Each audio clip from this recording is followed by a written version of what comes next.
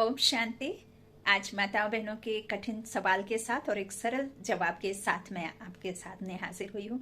इस वीडियो में आपका प्रश्न भी मैं बताऊंगी और उत्तर भी आपको परमात्मा के निमित्त बनकर परमात्मा की वाणी बताऊंगी।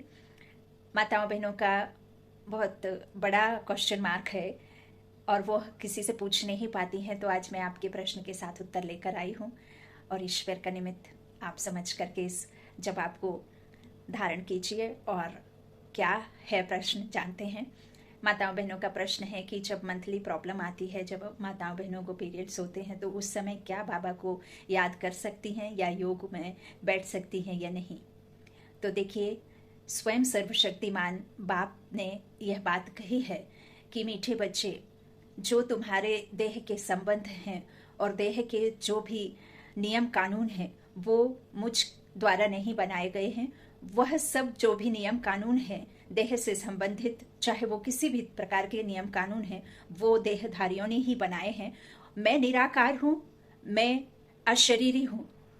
और तुम बच्चे जब मुझे याद करते हो तो शरीर को याद नहीं करते हो, मुझ निराकार बाप को। और वो जो प्रकृति के बीच बैठी हुई एक आत्मा है निराकार, वो आत्मा मुझ परमात्मा को याद करती है। और आप इस शरीर में ड्रामा के पार्ट में आए हैं, लेकिन ये आत्मा अलग है और शरीर अलग है। तो मेरा कनेक्शन सिर्फ तुम्हारी आत्मा के साथ है। मेरा नाता तुम्हारे शरीर के संबंध से या शरीर के किसी भी रूल रेगुलेशन से मैं किसी भी प्रकार का ऑब्जेक्शन नहीं लेता हूँ। स्वयं सर्वशक्तिमान बाप का कहना ये है। तो आप बिल्कुल निसंकोच परमात्मा को याद कर सकते हैं। इसमें आपको डरने की, मूंझने की या किसी से सलाह मशवरा करने की आवश्यकता नहीं है। असल में हम आप जो भी इस संसार में मनुष्य आत्माएं हैं, उनके बनाए गए नियम के द्वारा हम सुनते ही आए हैं कि यह सब चलता रहता है। लेकिन कब से, किसने शुरू किया, यह आज तक किसी को पता नहीं है। क्यों शुरू किया, किसको नहीं पता। बहुत सारे उसके पीछे रीजंस दे देते हैं और फिर हम उसको फॉलो करते चले आते हैं।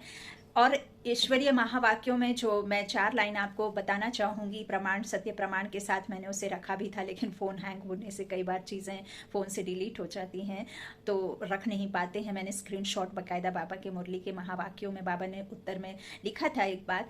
तो मेरे लौकिक बच्चे ने मजाक में, उस समय हम उतना अधिक मुरली आदि या ज्ञान में नहीं चलते थे, यूं ही कभी कभी मजाक भी बनाया करते थे। और देखिए बाबा ने आज हमें उसके सेवाधारी बना दिया, तो ये तो अलग बात है। तो मेरे छोटे बेटे ने पूछा था कि माँ से कि मासी, क्या मैं ईश्वर को, बाबा को टॉयलेट में याद कर सकता हूँ। तो देखिए, बहन के पास तो कोई जवाब नहीं था और उस समय मुझे उतना अधिक ज्ञान में आई नहीं थी, तो मैंने भी उसे उतना ध्यान नहीं दिया। फिर जब हम मुरली सुनना करते थे, मुरली सुनने जाते थे, तो ज़्यादा भी नहीं, करीब 1 मास के अंदर, कुछ 20-25 दिन के अंदर की मुरली में बाबा ने कहा कि मीठे बच्चे, मुझे आप किसी भी जगह, किन्हीं भी हालातों में, कितने भी आप बीमार हो, किसी भी तरीके से मुझे आप याद कर सकते हो। और साफ साफ बाबा ने लिखा था कि हाँ, आप बच्चे मुझे नहाते समय या बाथरूम में रहते समय भी याद कर सकते हैं, क्योंकि मैं निराकार हूँ।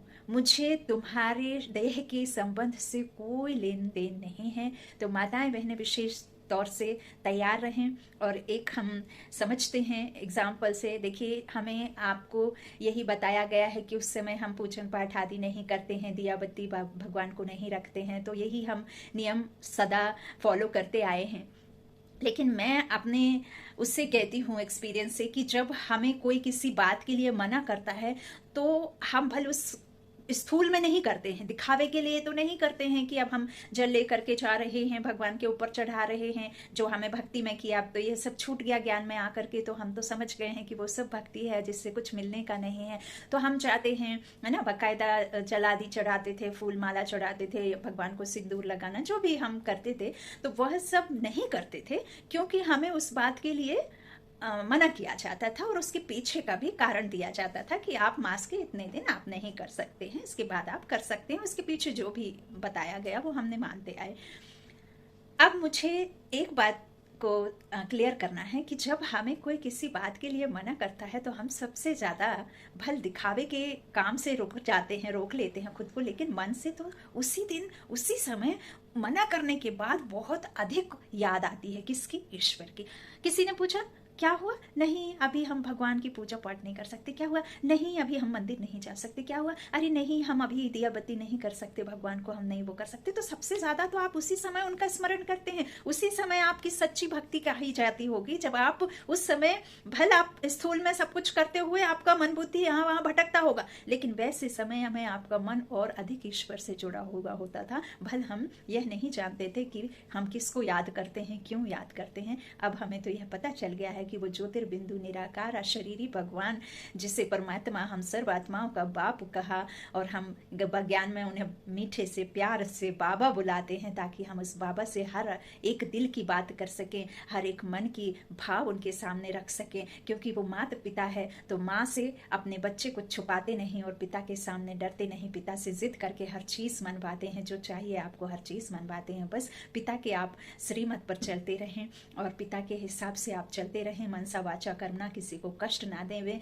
और आप जरूर कर सकते हैं। वैसे भी परमात्मा को हमें मन बुद्धि के नेत्र से देखना है, मन बुद्धि से ही याद करना है। ना तो आपको मंदिरों में जाने से वो प्राप्त होते हैं, ना दिखाई देते हैं, और ना ही आपको कोई जल की लोटी चढ़ाने में या फूल माला चढ़ाने में आपको ईश्वर प्राप्त होते हैं। ईश्वर तो आपको मन बुद्धि के नेत्र से ही दिखाई देते हैं, और मन बुद्धि के विमान में बैठ करके जाने के बाद ही उनका आप अनुभव कर सकते हैं। ईश्वर एहसास है, ईश्वर विश्वास है, ईश्वर बल है, ईश्वर ताकत है, ईश्वर आपका साथी है।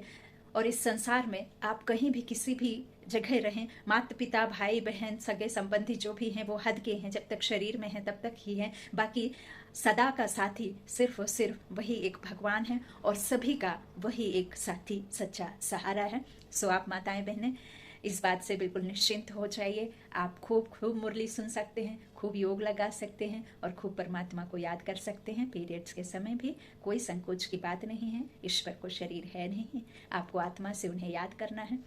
हम वैसे भी अशरीरी होकर के ही परमात्मा तक पहुंच सकते हैं, वैसे तो पहुंच ही नहीं सकते। सो आप समझ ही गए होंगे। अच्छा, ओम शांति। शुक्रिया शुक्रिया।